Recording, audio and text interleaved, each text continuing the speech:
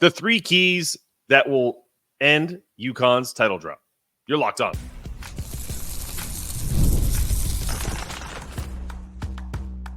You are Locked On UConn, your daily podcast on the UConn Huskies, part of the Locked On Podcast Network, your team every day.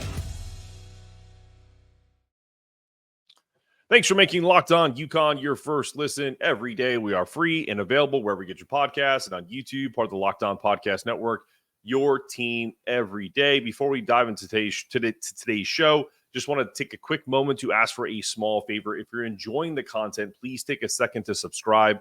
Click that subscribe button. Follow the audio versions wherever you listen, Apple, Spotify, Amazon, wherever. It really helps the show grow, and I truly appreciate all the support. Every follow, every subscription, every like, every download helps create more revenue for UConn NIL. Yes, Locked On UConn is donating 10% of all podcast revenue to Bleeding Blue for Good. So by supporting this show, you're directly supporting the UConn athletic program, their efforts in the NIL world. Thank you for being a part of this Locked On community. We really appreciate your support. Today's episode is brought to you by FanDuel. Place your first $5 bet, and you'll get started with $200 in bonus bets, guaranteed. Visit FanDuel.com to get started. Well, yesterday, wanted to kind of dive into Jana El Alfy, the next big thing for UConn's front court. Let's talk about she's just her size, right? She's clearly the biggest game changer. If you talk about what she brings to the table. Sorry, technical difficulties there, but we're back on Locked On UConn. Talking about Jana El Alfy. She is a 6'5" center from Egypt. She is bringing all the size and athleticism that UConn has been missing in the post. Jana isn't just tall. She's incredibly gifted with her footwork. She has a pretty good outside shot, and she has a relentless attitude and ability to get on the boards. So let's take a look at some of these stats that she put up in the World Cup. Let's go from when she first started on the world stage in 2021. Points per game, 18.7 points per game. Rebounds, 12.5. Field goal percentage, 49.3%. Almost 2 blocks a game at 1.9. That was with about 27 minutes a game. Then you jump that up to the FIBA Under-17 Women's World Cup. That was under 16. 2022, her points dip a little bit, but some of her production goes up, including 16.4 points, 10.6 rebounds. Field goal percentage stays about the same. Free throw percentage, not so great, 64%. Her minutes, her usage went up, so probably a little drop in the from one year to the next. But then these are the big leaps that I feel like UConn fans are excited about, and I know Geno is excited about. So 2022, the FIBA Under-18 African Championship, points per game, 24 points per game. She led the tournament. Rebounds per game, 11.5, led the tournament. Assists per game, 2 points. Love to see that number a little higher, but she's probably getting so many easy buckets and getting fouled. She probably doesn't have as much time to kick it out, but I think that'll come as time goes on. Steals per game, 1.3. Blocks, 2.1. Then we go to but 2023 FIBA Under-19 Women's World Cup. Averaged 21.4 points per game, led the tournament. Rebounds, 11.0, so 11 a game, 4th in the tournament. Field goal percentage, 52%. Pretty solid. And her free throw percentage jumped to 73.3%. I was always told by coaches, most notably my first coach, my father, was like, if you can be at least a 70% free throw shooter, you're a good free throw shooter. Obviously, especially as a big, to shoot over 70%, I feel like is a really solid percentage for her. And if that goes up, it's elite. Minutes per game, she's about 32. So having not seen her play in the collegiate game yet, she's going to have to adapt to Geno's system.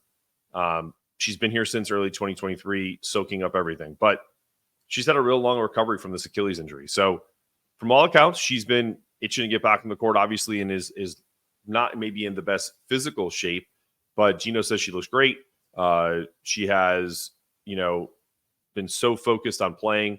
So that dedication is going to pay off. Once she gets rolling, she'll be an absolute force in the paint, getting rebounds, blocking shots, creating second chance points. I think of the opportunity that she's going to have being really, listen, some of the other players that are 6'3", 6'2", being a 6'5" and above player in women's college basketball, like that to me the difference maker a lot of times between having, especially when you have a skilled big, not just someone that's tall that can kind of take up space, but Jana can score, she can rebound, she can pass, she can block shots. Just the fact that she's in the paint, the amount of shots she'll deter when people drive past, the kind of impactful nature of having a big like that will elevate to all of the guards. So if you're KK Arnold, if you're Paige Bueckers, if you're AZ Fudd, if you're even Sarah Strong playing on the wing, and someone gets by you because you're being aggressive with them, then you have Jana back there to deter them from taking an easy shot. So those are the things that you can't really quantify with blocks per game. I've always said I wondered if they would come up with a stat that said like shots deterred, or shots where someone thought better than. So it's always great to have that eliminator down low. I think it's going to be fantastic with her down in the post, making it tough for opponents to score inside. But if she lives up to the hype, UConn's front court is going to be a nightmare for opposing teams. And then, hey, with Aubrey Griffin out to start, Jana's going to have plenty of time to show us what she's got. I think she would have started anyway, obviously. I think she's the odds-on favorite to get that starting center role. But I'm curious, too, like if they feel comfortable with this, if Sarah comes out, Sarah Strong, the number one recruit in the country, if she's really kind of poised to this, if you have Azzi in a really good place as she recovers from injury, would they go kind of 3 guards, 4 guards, or kind of call Sarah like a point forward, if you will, and have Jana down low and kind of spread things out so you have shooters everywhere, and have that presence down low? I would love to see that kind of a 5 out, right, and see how that plays. But let's talk more about the UConn Husky women and finding that consistent 3-point shooting, what that's going to look like. Well, let's go pay some bills, and we'll return coming up after this.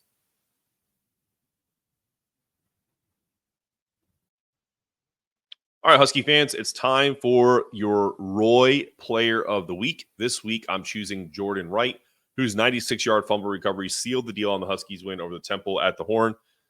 Play was epic, and he definitely deserves some love. If you haven't heard about Roy yet, it's the app that lets you directly support your favorite athletes. Unlike collectives where you donate to a general fund like I do, with Roy, you choose the specific athlete you want to back. So you support your players that you care about, and you get exclusive content in your returns, like personal videos, updates after the season. The best part, it's risk-free. If the athlete transfers or doesn't create the content, you get your money back. If I just chipped in $100 to support Jordan on Roy. The previous 2 weeks, it was Skylar Bell, and I hope he is rehabbing and getting healthy during the bye, as well as our QB1, Nick Evers. But I'd love for you guys to join me in supporting the players. You can make as little a payment as $10. When enough is contributed, it's more than just the dollars. It's about showing our support for Jordan and others. Our collective backing helps keep him connected to UConn. Plus, Roy is hosting an awesome giveaway. One lucky fan will win 2 tickets to any game of their choice in November. Here's how to enter. Download Roy in the App Store or Google Play. Use the code LOCKEDON when signing up, and you've entered. Already on Roy? Just make a payment to any athlete's campaign, and you're automatically entered as well. For official rules, head to joinroy.com. Download Roy today. There's no subscription, no recurring fees, and for as little as $10, you can jump into the NIL game and make an impact. Roy, support the players, change the game. All right, you're back on Locked On UConn. We just went over Jana El Alfy's impact in the front court. I'm neglected to bring up that I believe that Ice Brady, to kind of go back to the front court, I feel like she's going to make a huge impact this year. I know I'm probably not supposed to say this, but she's my favorite player. I love her name. I love her attitude. I love the way she plays, her aggression. She plays kind of like almost like like an old timey football player, like fullback, that just kind of puts her nose to the ground and dominates people with her physicality. But from everything I've seen and heard from practice, from beat reporters, people that are in the know, and kind of relay some of this information to me, that she's really been a workhorse, phenomenal with her work ethic in the offseason, is doing everything she can to really try to perfect some of her footwork and be a low post presence, other than just kind of being a bruiser and kind of an enforcer in that respect. And I really, really love that about her game. But you got to keep some of that physicality. If your name is Ice, I love it. It reminds me of there was an old Steve Smith, who's a Hall of Famer in football, for the Carolina Panthers and Baltimore Ravens used to say, "Ice up, son." And that just has always stuck with me. I'm not a Carolina Panthers fan. I'm not a Baltimore Ravens fan, but that dude is always funny to me. And that phrase is always stuck with me. So Ice Brady, you are my favorite player on the UConn women's team. I hope you are working as hard as everyone says, and looking forward to watching this season. But this segment is about, sorry to go on a tangent, but this segment is about finding consistent three-point shooting beyond Paige Bueckers. If just a quick, stat search on this, and I did a little bit this morning of it, as far as three-point shooting, and we haven't talked about the freshman coming in or Caitlin Chen, but if we look at just individual three-point shooting percentage, the only person, and she's not here anymore, so the only person that's left on this team that shot over 40% was Paige. She shot almost 42%. Nika Mule, hope she's okay. I know I think she tore her ACL. So Nika, if you're listening to this or anybody close to her, we wish her the best at Locked On UConn, for full recovery. But she shot 40% last year. And then it drops quite a bit. Ashlyn Shade is they're definitely a capable shooter at 35%. Caden Samuels, 35%. KK Arnold at 33%. AZ Fudd at 28%, but that was in very limited action. I expect that to have an uptick.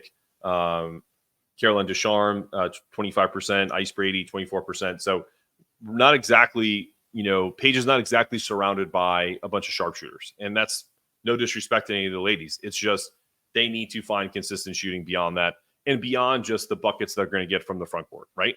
So we all know who Paige is. But if UConn wants to kind of break this drought, they need a few more players to step up beyond the arc, right?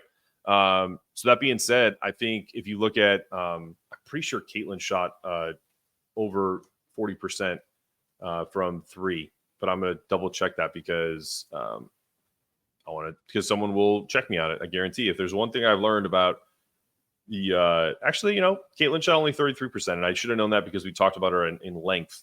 But listen, I look at it from this perspective. Anybody that shoots 33 to 35%, that typically means, in particular, when you think of UConn's team last year, not having the full complement of players, you're not getting the ball movement you need, where some of those shots are probably forced. End of the shot clock. I guarantee you, if Caitlin Chen is wide open, she's going to knock down threes. Ali Zeibel, Morgan Shelley, Sarah Strong. These girls are going to be, the freshmen that are going to come in, I think, are also going to provide some of that spark, because I know that in particular with Ali, she was a sharpshooter in high school. So I would imagine she's going to, get some of the love this year from some of the attention that's going to be with Jana and with Paige and AZ and Sarah. This team is, for lack of a better word, loaded when healthy. So with Caitlin in the mix, with Ali, Morgan, and Sarah, you throw in KK Arnold, who shot, I believe, 33% last year. Like Geno said in his press conference, everyone expects the same exact team as last year. You just saw them in the Final Four, so you automatically think that's the team. Well, for better and worse, they're different, right? So you would like to think, as we've all seen with Paige Bueckers, this, what did she call it? The worldwide work, not the worldwide travel tour, where you think that everybody's going to take a step forward. So if Ashlyn shoots just a little bit better, she's a 40% three-point shooter. If KK shoots a little bit better, she's a 38% three-point shooter. So these are the things that I hope are going to be the difference makers in this year's team, having that consistent three-point shooting, because three-point shooting changes the game.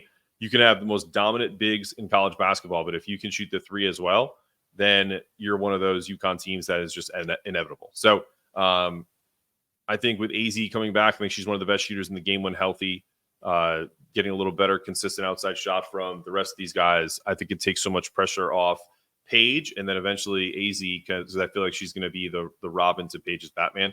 If UConn is hitting from deep, it opens up everything. And if they're not hitting from deep, the amount of pressure that it'll put on Jana, that it'll put on Ayanna Patterson, that it'll put on Ice Brady to finish, with tougher buckets down low. more double teams, more guards coming down and raking at the ball to see if they can strip it because they're not afraid of the UConn shooters. It just creates more opportunities to score, more driving lanes, more space to really operate down low. And if they can establish multiple threats from beyond the arc, it's going to be a tough team to guard. That is 100% what Geno, I think, is trying to do with this team. Not that he wants just a bunch of three-point shooters, but when you sprinkle around people who are a threat from deep, and then you have those dual threats and you have those post presence down low, it just makes the team that much better. Well, we're going to come back and talk about one of the major players in this year's team, one that I think is an absolute game changer for UConn and the final piece potentially to a 12th national championship for Geno Auriemma and his UConn Huskies, coming up after this. Hey, NFL fans, you can start the season with a big return on FanDuel, America's #1 sportsbook. When you get a hunch in the middle of the game, you can check out the latest stats, view live play-by-play, and so much more on the same page where you actually place your bets. You'll get started with $200 in bonus bets for new customers guaranteed when you place your first $5 bet. That's FanDuel.com to get started.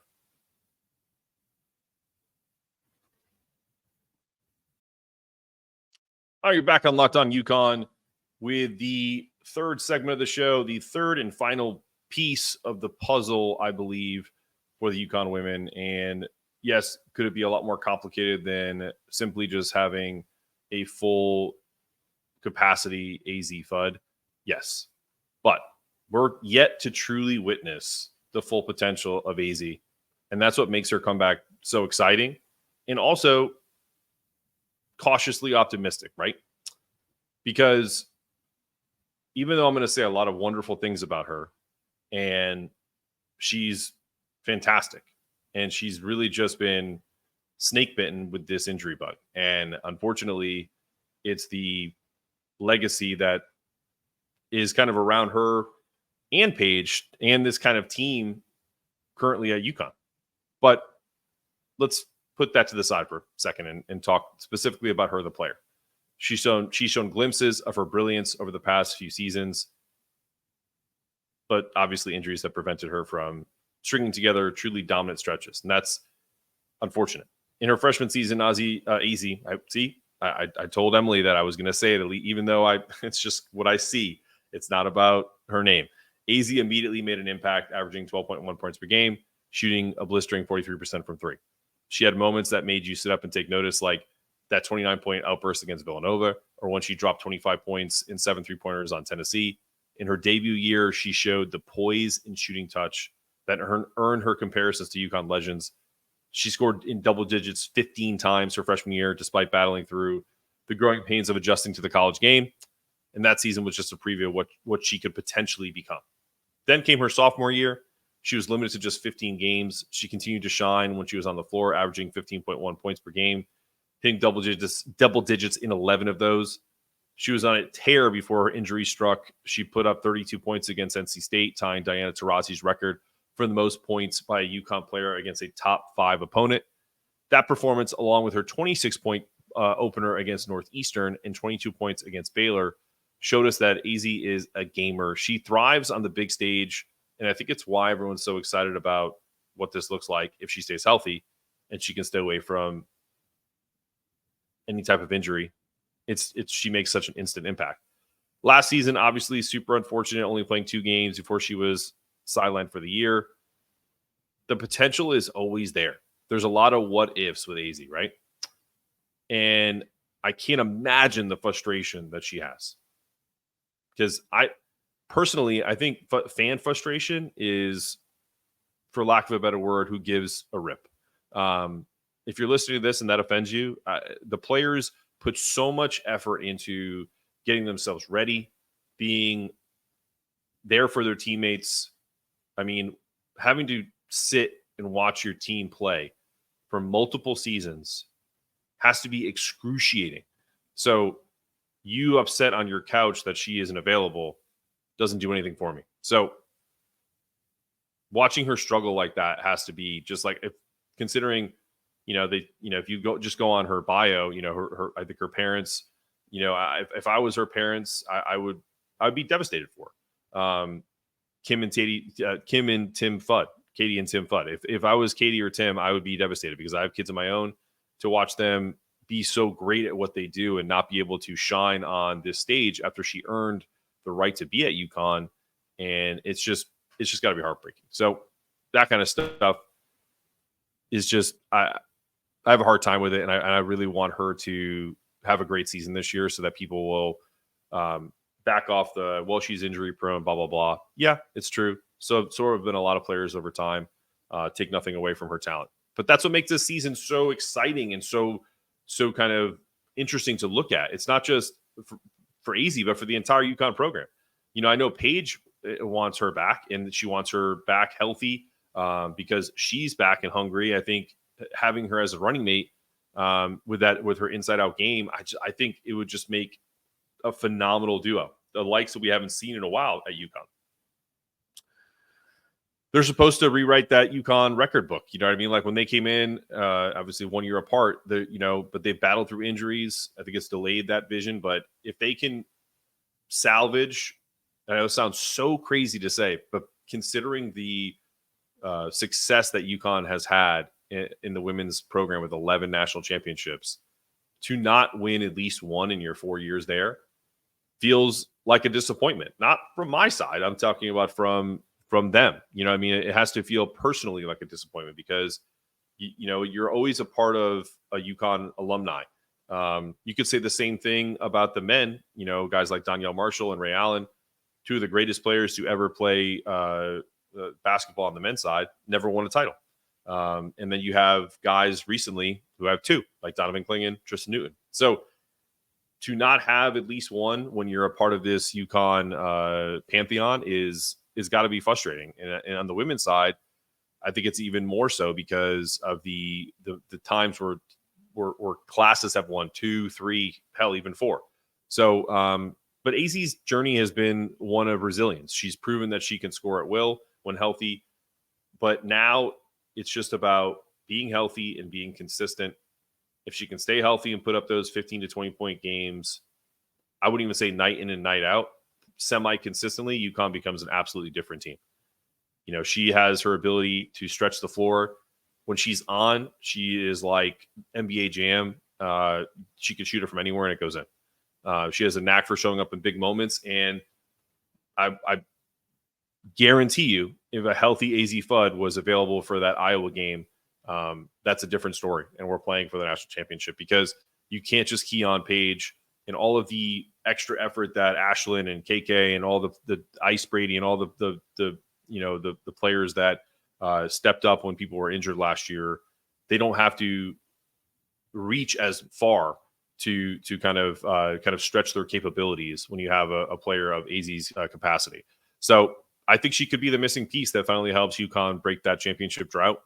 And it's wild to say drought and UConn women in the same phrase, but it's been since 2016. And I don't have to remind fans that that's almost 10 years. So almost a decade without a UConn national championship we're not one of these fan bases that's like, that's unacceptable. It's just strange. I'm just calling it what it is. And they're a product of their own incredible success. But she has the skills. She has the determination. She has the wherewithal. The stage is set.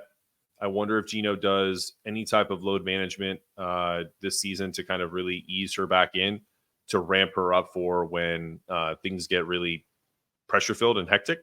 But this will be one where AZ is the one that I'm looking at and watching the most closely this year because I feel like this is her season to fully arrive and play a full season and help dominate the college game.